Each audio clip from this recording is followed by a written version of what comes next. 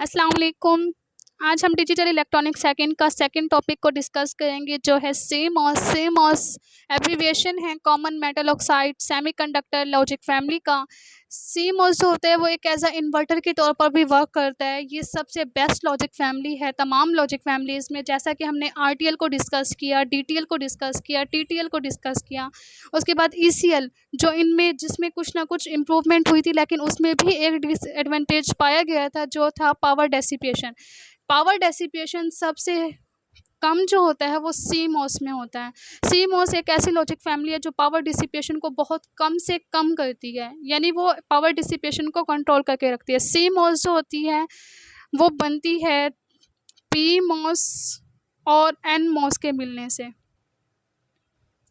PMOS और NMOS जो होते हैं वो कंबाइनली मिलकर सीमॉस की लॉजिक फैमिली को डिस्क्राइब करते हैं। पीमॉस क्या होता है? पीमॉस जो है वो एक एज अ इन्वर्टर होता है, यानी इसकी जो सर्किट डायग्राम है, ये सिंबॉलिक रिप्रेजेंटेशन है, वो कुछ इस तरह से होती है। ये इसका ड्रेन टर्मिनल, ये सोर्स और ये गेट। यहाँ पर एक इन्वर्टर लगा होता है। जब भी हम इनपुट लो इनपुट प्रोवाइड करते हैं तो ये हमें हाई आउटपुट प्रोवाइड करके देता है, और जब हम इसे हाई इनपुट प्रोवाइड करके देते हैं तो ये हमें लो आउटपुट प्रोवाइड करके देता है। पीमॉस। एनमॉस जो है ये सेकंड टर्मिनल है सीमॉस को कंबाइन करने के लिए, सीमॉस को बनाने के लिए। एनमॉस जो होती है इसकी सर्किट से या सिंबॉलिक रिप्रेजेंटेशन जो है वो कुछ इस तरह से होती है। इसमें हम जितनी भी इनपुट प्रोवाइड करते हैं हमें उतनी इनपुट मिलती है, यानी अगर हमने लो इनपुट प्रोवाइड किया है तो हमें लो आउटपुट प्रोवाइड मिलेगी, और अगर हम हाई इनपुट प्रोवाइड कर रहे हैं तो हमें आउटपुट भी क्या मिलेगी? हाई मिलेगी। पी मॉस और एन मॉस कंबाइनली मिलकर हमें क्या देते हैं? सी मॉस प्रोवाइड करके देते हैं। अब हम इसके चेक कर लेते हैं कि किस तरह हमें पी मॉस और एन मॉस जो हैं वो सी मॉस देते हैं। पी मॉस में क्या है? जब इनपुट लो होती है आउटपुट हाई मिलती है, जब इनपुट हाई होती है तब इनपुट आउटपुट लो मिलती है। ये इनपुट है और ये आउटपुट है। जबकि एनमॉस में जब भी हम जो इनपुट प्रोवाइड करते हैं हमें वही आउटपुट मिलती है। अगर हमने हाई प्रोवाइड किया है तो हमें हाई आउटपुट मिलेगी, अगर हमने लो प्रोवाइड किया है तो हमें लो आउटपुट मिलेगी। अब हम चेक करते हैं कि किस तरह सीमॉस को बना सकते हैं हम। सीमॉस जो है वो पीमॉस और एनमॉस के मिलने से बनता है, तो हमने यहाँ पर क्या करना है? एक एनमॉस टर्मिनल लगाना है और यहाँ हमने एक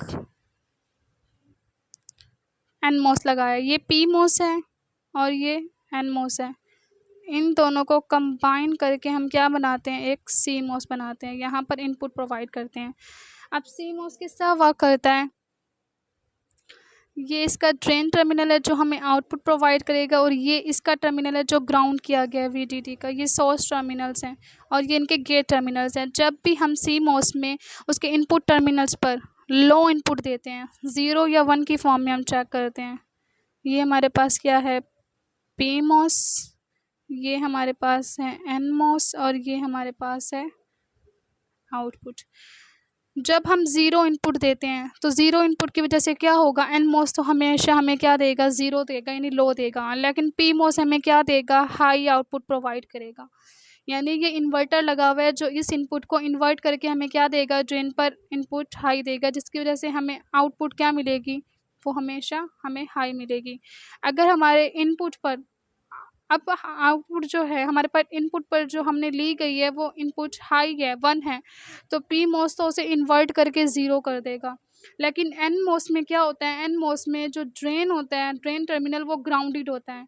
ड्रेन टर्मिनल के ग्राउंड होने की वजह से अगर यहाँ पर एन मॉस में हमें आउटपुट हाई मिल भी रही है, लेकिन वो क्या हो जाती है? वो सारी की सारी ग्राउंड हो जाती है, जिसकी वजह से हमें आउटपुट फिर से क्या मिलती है? लो मिलती है।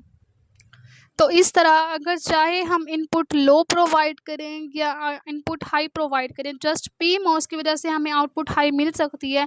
लेकिन एन मॉस में आउटपुट जो होती है, आउटपुट टर्मिनल, वो हमेशा ग्राउंडेड होता है, जिसकी वजह से हाई इनपुट आने वाली इनपुट भी जो है वो ग्राउंड होने की वजह से हमें आउटपुट 0 प्रोवाइड करती है। सी मॉस जो है वो बेस्ट लॉजिक फैमिली होती है। इसकी पावर डिसिपेशन बहुत कम होती है। नॉइज़ मार्जिन जो होता है वो बहुत ज़्यादा अच्छा होता है। इसका कम से कम ये 5 वोल्ट नॉइज़ को इम्यून कर सकते हैं। इसकी इतनी ज़्यादा पावर होती है। इसके अलावा ये सैचुरेटेड होता है, लेकिन इसमें डिसएडवांटेजेस जस्ट ये होता है कि CMOS जिन मटेरियल से मिलकर बना हुआ होता है वो बहुत ज़्यादा स्पेशली और हाईली कॉस्टेड होते हैं।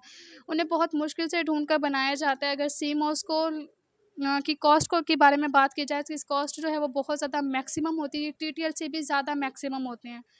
और स्पेशली फैब्रिकेटेड फॉर्म में फैब्रिकेटेड होते हैं CMOS।